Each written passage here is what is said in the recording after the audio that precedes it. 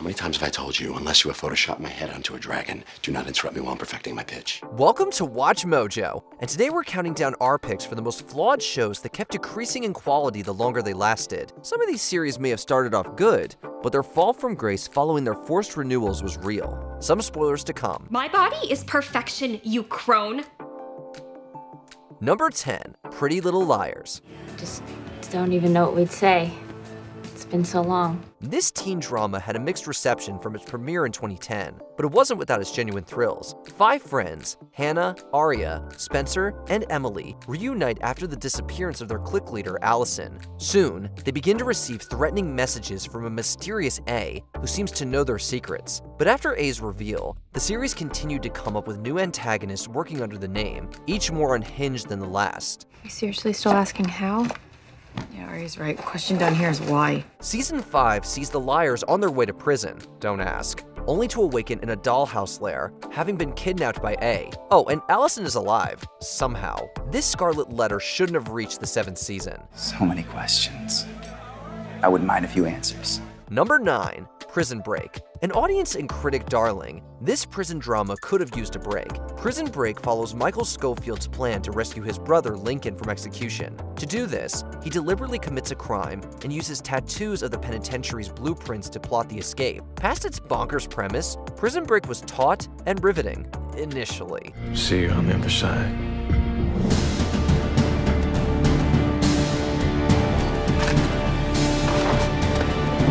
But from the polarizing 3rd and 4th seasons, things went downhill. I never stopped living. The show began to focus more on government conspiracy drama, specifically an organization lazily named The Company. From then on, the plot became convoluted and ludicrous, with cliches like a shadowy cabal, family working for the bad guys, and characters returning from the dead. Not so much jumping the shark as jumping the company. You don't think I expected this? We can do this all day. Play contingency after contingency. Number 8, Riverdale. How can we ever forget about the highs and lows of high school football? That means you haven't known the triumphs and defeats, the epic highs and lows of high school football. It's now hard to believe that this bonkers teen drama, based on the Archie comics, was ever normal. Self-aware, fun, and campy, Riverdale injected a murder mystery into the conventional drama of the Archie-Betty-Veronica love triangle. Soon, though, it delved into absurd storytelling that was less fun than just simply tiresome. For just a small taste of the show's storylines, there are evil nuns, a wizard, Betty's father being revealed as a serial killer. You have the serial killer genes? Yeah. You can use this, harness this, to keep the darkness in check. Season 6 taking place in an alternative reality, and Season 7 being set in 1955. In case you haven't noticed, this show's weird. In case you haven't noticed, I'm weird. I'm a weirdo. I don't fit in, and I don't want to fit in. Number 7, Homeland. Sergeant Brody stopped being a source of actionable intelligence fairly quickly, and yet he was kept alive for almost 8 more years.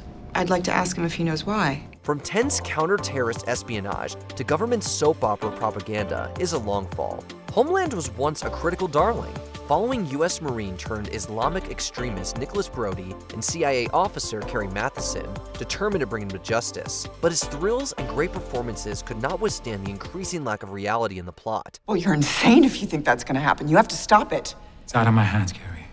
As controversial as the illogic and melodrama were in Season 3, after Brody was killed off, the plot struggled to find direction for 5 more seasons. The show has also been accused of misrepresentation and stereotypes of its Muslim characters, with the Lebanese government nearly suing the show over its portrayal of Beirut. The show's contrived plot and politics proved to be its own undoing. I do feel used.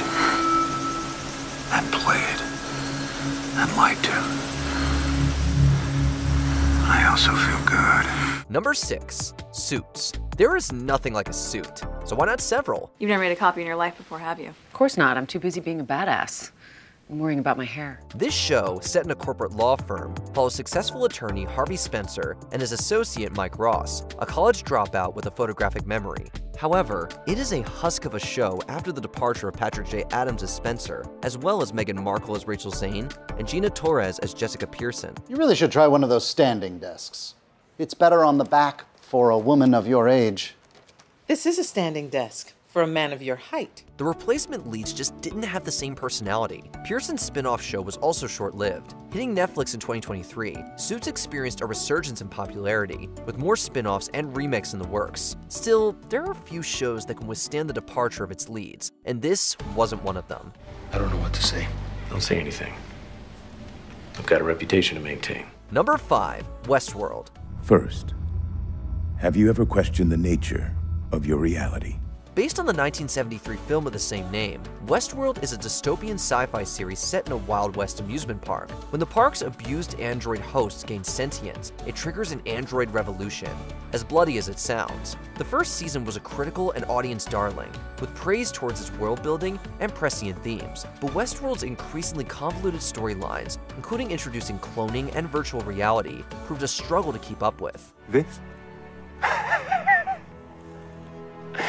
This is the story you wanted. Abandoning the park was also a bad decision. In the end, we get diminishing returns on this otherwise fascinating premise. Maybe this time, we'll set ourselves free. Number 4, Grey's Anatomy. Someone should have driven a stake through this show years ago. I want you to care. I sleep with your best friend and you walk away. He comes out here from New York and rubs it in your face, and still you get a good night's sleep. What do I have to do? This long-running medical drama is undoubtedly a pop culture juggernaut, but like too many juggernauts, it has outlived its welcome, still shuffling into the present. The problem lies in the show eschewing character development for increasingly raw melodrama, and with many beloved characters leaving the show, it is definitely a shadow of its former self. Most damnably, Ellen Pompeo as show protagonist Dr. Meredith Grey finally called it quits in the 19th season. So if you believe in this next big thing, fight for it. With the departure of the original cast, there is little point in rooting for the current characters, or the show. I am not optimistic. I am not hopeful. I am sure. Number 3, Glee. No one will accuse Glee of ever being good exactly. I am going to create an environment that is so toxic, no one will want to be a part of that club. But the freshness of its premise of turning pop songs and musical theater standards into Glee Club performances was undermined by its excesses. Criticism on the show's stereotypical characters, melodramatic story arcs, and non-existent character development has been rife. The show also plays fast and loose with its continuity, retconning the ages of its characters, and even key aspects of their personalities. Rachel throws her long-standing dream of being on Broadway for shooting a pilot in LA. I think that you actually found a way to offend every special interest group in this country. And I don't want to point fingers, but I have to, at you, because you're the face of it, okay? The show's transition from musical comedy to after-school special type of messaging was also dull as dishwater. We stopped believing in this series a long time ago. When we were doing Grease, I took in all your costumes so that you would think you were fat. I'm sorry. Number 2, Big Little Lies. Things never blow over. Once Madeline gets involved, they blow up. Based on Leanne Moriarty's best-selling book, this critically acclaimed show follows the families of first graders and the murder that occurred at the school's fundraiser. Big Little Lies' first season was indeed twisty and gripping, ending with the 5 women tacitly covering up the manslaughter of Celeste's abusive husband. But the network decided to expand this miniseries into its second season, which is where the cracks started to form. I just want you to know how sorry I am that it's come to this. Even with the addition of Meryl Streep, Season 2 ultimately undoes the radical resolution of the first season, failing to justify its contrived continuation and new subplots. Despite the poor reviews, a third season raises mysteries about how far they can drag the story out. I just hope I can convince you that I am incapable of doing something that I already did. I hope I can earn back your trust.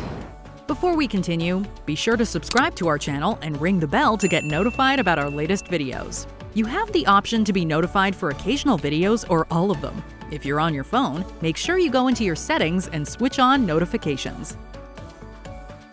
Number 1, 13 Reasons Why. Here's another book-to-TV show adaptation that should never have gotten a second season.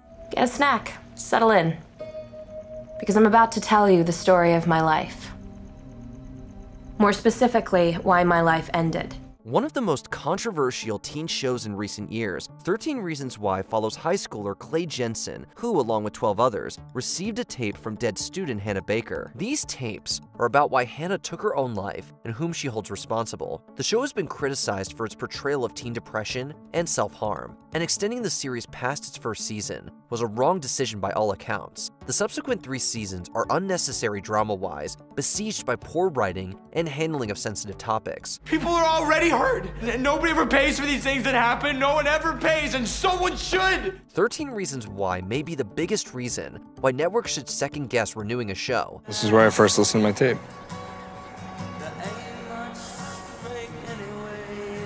And this is where we lay them to rest.